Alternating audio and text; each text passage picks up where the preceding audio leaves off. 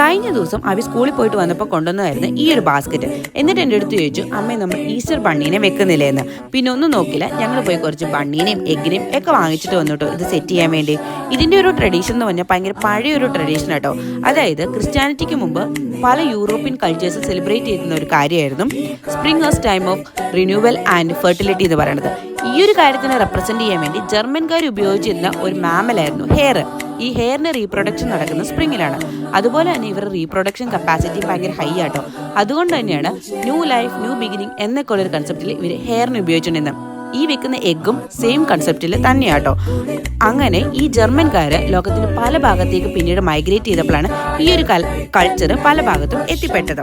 പിന്നീട് ഈ ഹെയർ ആണ് മാറി മാറി ബണ്ണ് ചെയ്ത്, അതായത് ഒരു ക്യൂട്ട്നെസിന്റെ ഒക്കെ ഒരു ഭാഗമായിട്ട്. പിന്നെ ക്രിസ്ത്യാനിറ്റി വന്നു, അവരുടെ ഈസ്റ്റർ വരുന്നത് സെയിം സ്പ്രിംഗ് ടൈമിലാണ്. അങ്ങനെയാണ് ഇത് ഈസ്റ്റർ ബണ്ണിയും എഗ്ഗും ആയി മാറിയത്.